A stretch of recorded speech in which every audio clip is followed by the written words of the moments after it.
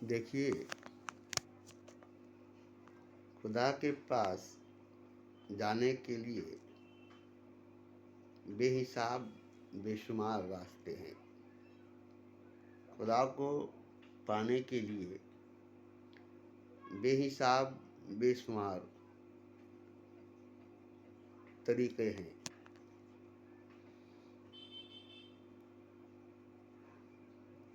ये नहीं कि एक ही रास्ता है जिस पर से सबको जाना पड़ेगा, जिस पर सबको चलना पड़ेगा। जैसे एहदिन सिरातल मुस्तकीम, एक ही रास्ता है जो खुदा के पास ले जाएगा। इस्लाम के हिसाब से एहदिन सिरातल मुस्तकीम का रास्ता खुदा के पास जाने का रास्ता है, मगर मैं इस पर जरा भी यकीन नहीं करता। हाँ, ये बात है कि खुदा के पास जाने के लिए रास्तों का कमी नहीं है, खुदा को पाने के लिए तरीकों का कमी नहीं है।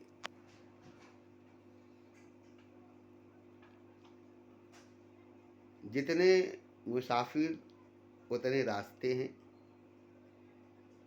जितने मुसाफिर उतने ही रास्ते हैं।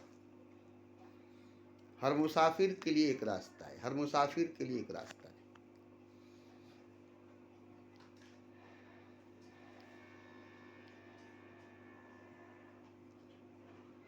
अब यहाँ एक आदमी जो जहाँ है उसको वहीं से चलना पड़ेगा। मिसाल के तौर पर मक्का शरीफ जाने के लिए जो जहाँ है वहीं से जाएगा। दुनिया के चारों तरफ से रास्ते हैं, हवाई अड्डे हैं, हवाई जहाज हैं, और भी सवारियां हैं जो मक्का ले जाएगी। तो जैसे ज़मीन पर मक्का जाने के लिए दुनिया के हर ममालिक से, हर मुल्क से जाने का रास्ता है, हर जाने वाले के घर से रास्ता है। जाने वाले के घर से ही शुरू होता है ना हज में जाना। जाने वाला अपने घर से ही न शुरू करता है हज के जाने के लिए। तो जैसे मक्का जाने के लिए, हज पे जाने के लिए जाने वाले के घर से ही रास्ता की शुरुआत होती है, जाने वाले के घर से ही रास्ता का शुरू होता है, ऐसे ही जो जहाँ है वहीं से खुदा तक जाने का रास्ता है। अब यहाँ गलती क्या हो जाती है कि हम जहाँ हैं वहाँ से चलना नहीं चाहते, हम रास्ता ढूंढने में अपना पूरा जीवन लगा देते हैं, जबकि हम जहाँ हैं वहीं से चले। और सबसे बड़ी बात तो है जहाँ है वहीं पर बैठ जाए, चलने का सवाल ही नहीं। खुदा तक जाने के लिए तो एक कदम उठाने की जरूरत भी नहीं है। सबसे आसान बात तो ये है, मक्का जाने के लिए आपको घर से निकलना पड़ेगा, काबा जाने के लिए आपको घर से निकलना पड़ेगा, मगर नमाज पढ़ने के लिए घर में ही मुसल्ला बिछाए और नमाज अदा कर लिए। ये तो नहीं बताया गया है कि नहीं घर से निकल कर मस्जिद में जाओ नमाज पढ़ने के लिए। घर ही में नमाज पढ़ो, घर को ही नमाज से आबाद करो।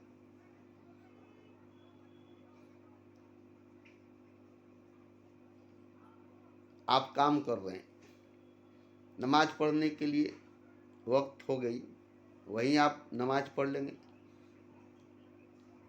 जहाँ वक्त हो गई नमाज पढ़ने की वहीं आप नमाज पढ़ सकते हैं। तो नमाज में क्या करना पड़ता है?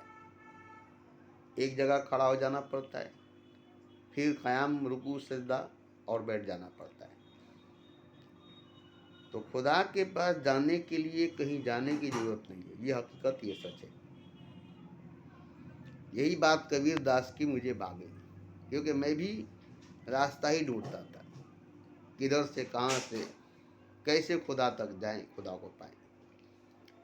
बस एक कबीर दास की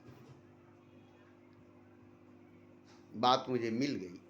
हालांकि उस वक्त उस पेज में, उस पन्ने में 4 महापुरुषों का विचार था, बुद्ध का, कबीर का, चेतन महाप्रभु का और नानक का।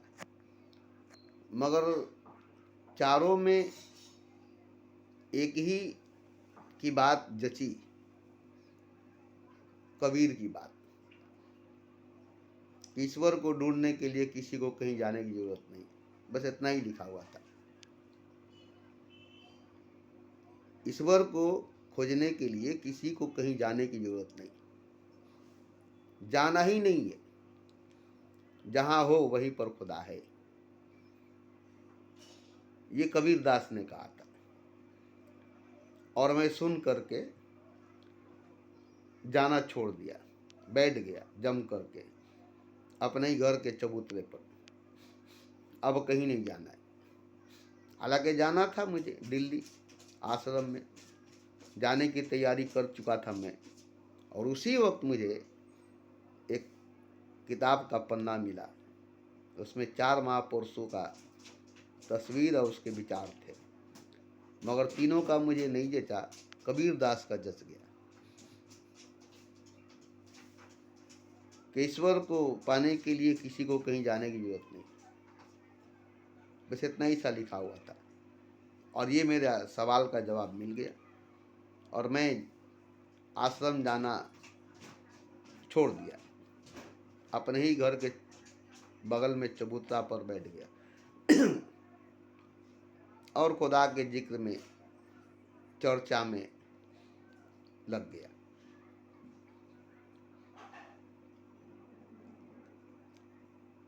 यहाँ तक कि नमाज वमाज छोड़ करके, मस्जिद में जाना छोड़ करके, दुनिया के महफिलों में जाना छोड़ दिया, मस्जिद में नमाज पढ़ने जाना छोड़ दिया, सब छोड़ छाड़ करके बैठ गया।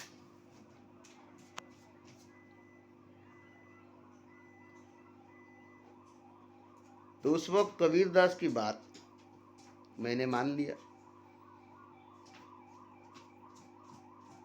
और बैठ गया। बैठने से मुझे बड़ी कष्ट उठानी पड़ी, बड़ी तकलीफ उठाना पड़ा। पेड़ की तरह, खम्बे की तरह एक ही जगह बैठ जाना, हर दुनिया के महफिल से, दीन धर्म से, सबसे रिश्ता नाता तोड़ करके, सबसे मुंह फेर करके एक जगह बैठ करके खुदा का जिक्र करना, खुदा का बात करना, नमाज वगैरह भी नहीं पढ़ना, रात दिन देवी देवताओं का, पीर फकीरों का, मस्तो फकीरों का, खुदा का जिक्र करना, वो भी बिना किताब के, बिना पढ़े लिखे, जो अंदर से निकले, जो अंदर से आए, और सबका जवाब देना। सवाल करने वाले सवाल करते थे और उनका जवाब देना, यही मेरी जिंदगी बन चुकी थी। मगर आज मैं जो बोल रहा हूँ कि खुदा को खोजने के लिए किसी को कहीं जाने की ज़रूरत भी नहीं है और बैठने की भी ज़रूरत नहीं है। जैसे मैं बैठ गया था, वैसे बैठने की भी ज़रूरत नहीं है। चलते फिरते, घूमते फिरते, खाते पीते, नाचते गाते, हंसते रोते, हर काम को करते धरते, इसी में जान लेना है कि मैं खुदा हूँ, कोई और खुदा नहीं है। नास्तिक बन जाना है। मगर नास्तिक अपने आप को खुदा नहीं मानते और खुदा को भी खुदा नहीं मानते। तो ऐसा नास्तिक नहीं जो खुदा को भी खुदा नहीं मानता, अपने आप को भी खुदा नहीं मानता, बल्कि अपने आप को खुदा मान करके बैठ जाना कि मैं ही खुदा हूँ। पहले ये मानकर बैठना होगा कि मैं ही खुदा हूँ, मेरा कोई खुदा नहीं है, मैं किसी का बंदा नहीं, और अपना ही जिक्र करना है, अपना ही बात करना है, अपनी बात खुल करके करनी है। और सबकी बात सुननी भी है, अपनी बात करनी भी है। बस एक दूसरे से खुल करके बात करनी है, दिल खोल करके बात करनी है, झूठ नहीं बोलनी है, सच बोलनी है। तो इस तरह से एक दिन आप जान लेंगे कि मैं ही खुदा हूँ, क्योंकि मानकर पहले चलेंगे, मान करके जिएंगे कि मैं ही खुदा हूँ, मेरा खुदा नहीं है, मैं किसी का बंदा नहीं हूँ। जो कुछ करना है मुझे करना है, जो कुछ करूँगा वो मैं ही करूँगा, जो कुछ होगा वो मुझसे ही होगा। क्योंकि देखिए बहुत से लोग खुदा पर छोड़ देते हैं और यही बहुत बड़ी गलती है। छोटे मोटे काम खुद कर लेते हैं और बड़ा बड़ा काम खुदा पर छोड़ देते हैं। ये काम खुदा का है, मेरा नहीं।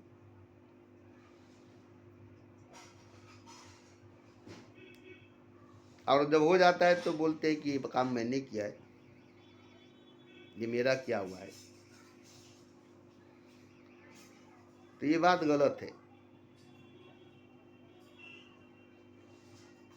तो कुछ करे या ना करे, मगर इतना जरूर करे कि मैं खुदा हूँ, मगर कैसे खुदा हूँ ये जानना पड़ेगा। मैं खुदा हूँ ये ठीक है, मगर कैसे खुदा हूँ। मैं तो इंसान हूँ, फिर खुदा कैसे हूँ। मैं तो मनुष्य हूँ, फिर भगवान कैसे हूँ। तो ये पहले जानना पड़ेगा कि मैं तो मनुष्य हूँ तो भगवान कैसे हूँ, मैं तो इंसान हूँ तो खुदा कैसे हूँ। तो मनुष्य ही भगवान, इंसान ही खुदा है। मतलब आप इंसान है तो खुदा है, आप मनुष्य है तो भगवान है। तो ये अगर आप पहले मान कर चलेंगे और धीरे धीरे जान लेंगे तो असल में आप खुदा हैं ये आप जान लेंगे। और ऐसा नहीं कि मैं खुदा हूँ और कोई खुदा नहीं है, मैं ही खुदा हूँ और कोई खुदा नहीं है। ऐसा समझना गलत है, ऐसा मानना गलत है, ऐसा जानना गलत है। बल्कि जैसे मैं खुदा हूँ वैसे सब खुदा है। चोरों को सारे नजर आते हैं चोर, जो खुद चोर होता है उसको सब चोर नजर आता है, जो खुद खुदा आता है उसको सब खुदा नजर आता है। अब आप किसी को भी देखेंगे तो उसमें अपने आप को देखेंगे या खुदा को देखेंगे। जैसे आप वैसे वो, आप में उसमें कोई भेद, आप में उसमें कोई फर्क नहीं होगा, सब एक है, टोटल एक। यहाँ देखिए जोड़कर बहुत होगा, अनगिनत होगा, मगर यहाँ टोटल एक होगा। कैसे जोड़ेंगे? टोटल एक। किस तरह से जोड़ेंगे? टोटल एक होगा। तो सबको जोड़ देंगे तो सब मिलाकर एक होगा। किसी को छोड़ेंगे नहीं, सबको जोड़ेंगे, और सबको जोड़ेंगे तो एक बहुत बड़ा एक होगा, एक बहुत विराट एक होगा। वही एक खुदा है, सबका जोड़, सबका निचोड़ खुदा है। आप भी उसका जोड़ है, आपका वो निचोड़ है। तो इसको जानने में वक्त लगेगा, ऐसी बात नहीं है। ये गीता रामायण बाइबल कुरान पढ़ने से नहीं होगा, अपने आप को और सबको जानने से होगा। और सबको जानने से कोई मतलब नहीं, अपने आप को जान लेंगे अब सबको जानना नहीं। अपने आप को जान लेंगे अब सबको जानना नहीं। ये नहीं कि अब फर्दन फर्दन फर्दन फर्दन सबको जानना पड़ेगा। जैसे आप चावल पकाते, एक ही दाना निकाल कर उसे मसल कर देखते पका है कि नहीं, और एक ही दाना से पता चल जाता है कि पूरे डेग का खाना पक चुका है। अब इसलिए नहीं कि अब दूसरे दाने को और इस तरह पूरे डेग को मसल मसल मसल मसल करके देखेंगे तो पता चलेगा कि पूरा डेग का खाना मसलने में ख़त्म हो गया, अब कोई खाएगा नहीं। तो एक ही चावल का दाना उठाकर आपने मसल कर देख लिया चावल एक दाना पक गया, इसका मतलब हर दाना पक गया। ऐसे ही एक को जान लिए कि खुदा है तो बस सब खुदा है। अपने आप को जान लिए कि मैं खुदा हूँ, तो आप जैसा सब खुदा है। जैसे आप हैं वैसे सब है, जैसे आप खुदा हैं वैसे सब खुदा है। अब खुदाई दावा कर नहीं करना है कि मैं खुदा हूँ, तुम मेरे बंदे हो, मैं खुदा हूँ, सब मेरा बंदा है, नहीं। ये सब कहना गलत होगा, ऐसा जानना गलत होगा, ऐसा मानना गलत होगा। मैं खुदा हूँ, बस मेरे जैसा सब खुदा है। अब एक एक जर्रा, एक एक कंकड़, जैसे मैं खुदा हूँ ऐसे वो भी खुदा है। अब इस तरह से ढेर खुदा नहीं है, खुदा का तादाद, खुदा का संख्या नहीं है, खुदा का भीड़ नहीं है, बल्कि एक टोटल सबका जोड़ खुदा है, सबका निचोड़ खुदा है। सब एक है और खुदा एक है। आपसे अलग कोई नहीं है, किसी से अलग आप नहीं है, कोई किसी से अलग, कोई किसी से जुदा नहीं है, सब जुड़ा हुआ है। ये देखना पड़ेगा। भले ही अलग अलग सोचता है, अलग अलग देखता है, अलग अलग चलता है, अलग अलग रहता है, अलग अलग पैदा होता है, अलग अलग मरता है, मगर है सब एक, है सब एक।